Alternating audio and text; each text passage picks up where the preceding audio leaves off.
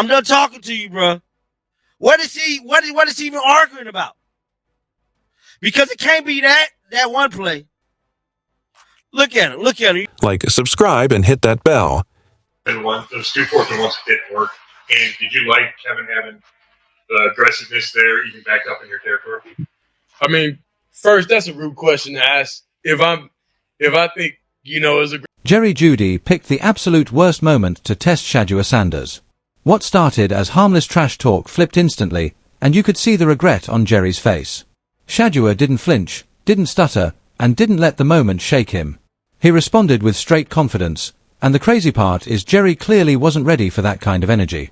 This entire situation proves one thing: Shedeur is cut different. Jeudy walked in like he wanted smoke, but he had no clue Shedeur was carrying an entire season's worth of frustration and pressure on his shoulders. Jerry tried to puff his chest, tried to intimidate him like he was dealing with some inexperienced rookie. But Shedeur stayed calm, strong, and razor-sharp. That's why Jerry ended up looking bothered. Shedeur has been battling adversity from day one: injuries, criticism, expectations, and non-stop pressure. Jerry thought a few loud words would shake him. Instead, he exposed himself while Shedeur stood firm like someone who's been through far worse. And honestly, Shedeur shouldn't even have to deal with this mess when his own coach keeps making things harder for him.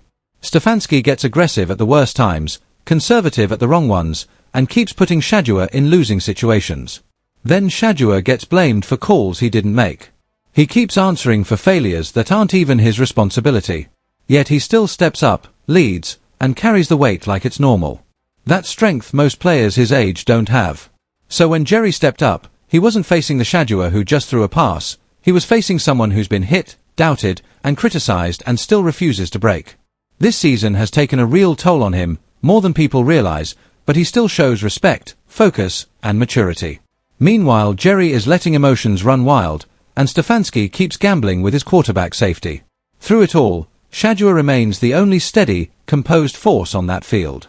Moments like this show exactly why he's built to rise above the chaos around him.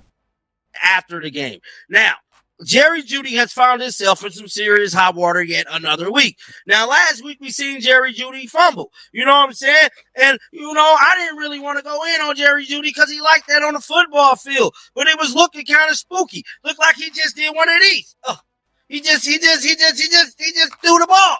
But I let that slide, dog. I let you slide. Now, today, I ain't the only one that noticed this. Now, Shedeur had a pass, right? Shedeur had a situation in the game where Jerry Jeudy looked like he went out on an out route or a post, one of those long routes, bro.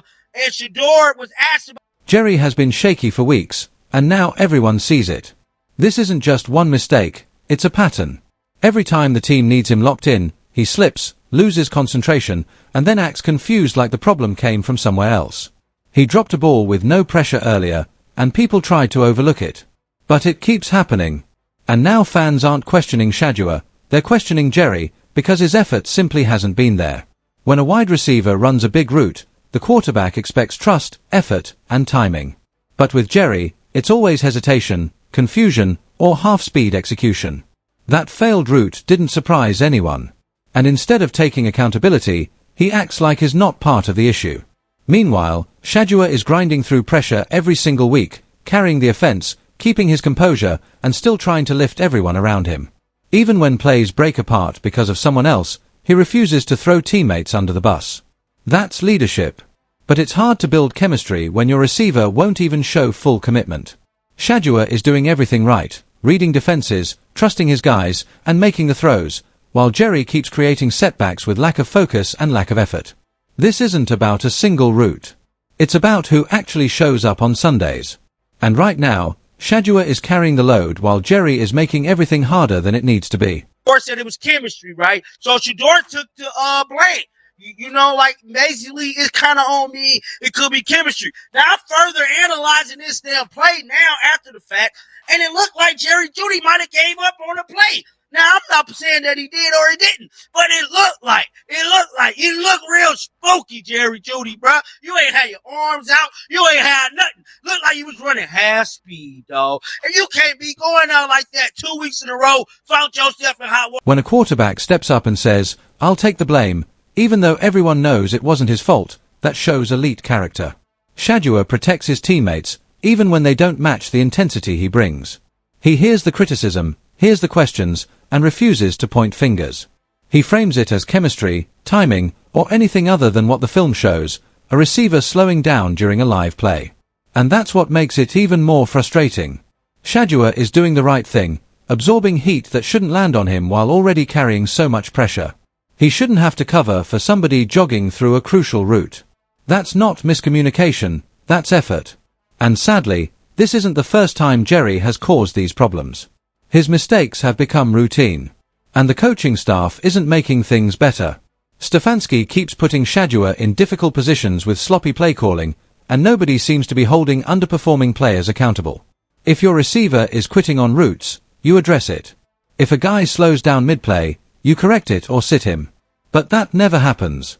Instead, Shedeur is thrown into risky situations and expected to carry the consequences for other people's mistakes. He's trying to build trust with players who aren't rising to the moment, and the coach isn't enforcing the standards needed to make it work. That's why these moments look as bad as they do, not because of Shedeur, but because he's surrounded by people who aren't matching his effort. Talk to me nice, Shedeur. Talk to me nice. Look. No arms. No, look like he gave up on the play. Okay, Jerry. You know what I'm saying? That's tutty if you know what I'm saying? Listen to butter. That's tutty if you put your hands up a little bit. Maybe a little hands up action. Maybe a little jump a little smidge. That shit right there. Look at that good. Look at that. Love how they making breakfast. Boy, you jump, you put your hands. The analyst was spot on. Jerry didn't finish the play. No hands up, no jump, no reach, nothing. It looked like he mentally checked out while the ball was still coming toward him. And that's exactly how you turn a guaranteed touchdown into a wasted opportunity. When a quarterback like Shedeur puts the ball exactly where it needs to be, the receiver has one job: fight for it. Extend, elevate, make a play. But Jerry barely gave any effort at all. That's what makes the clip so frustrating. Shedeur can't complete a big play if the guy on the other end isn't trying. Anyone watching saw it. Shedeur delivered, Jerry didn't. And what makes it even worse is that Shedeur still has to defend players like Jerry afterward. Even when the film clearly shows a lack of effort, Shedeur keeps his composure and refuses to call anyone out publicly. That's leadership. But Jerry's half-speed routes and lack of awareness keep sabotaging those perfect throws. The analyst just said what everyone else was thinking: the issue isn't the quarterback. It's the receiver who won't finish the play. Those 2 4th and 1s that didn't work. And did you like Kevin having the aggressiveness there, even back up in your territory?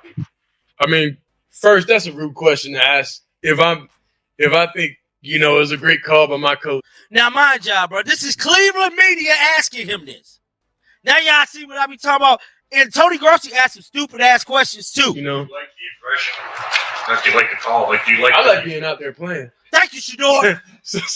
so whatever that comes with, it comes with. We're not going to be here. Shedeur is telling the truth without throwing anyone under the bus.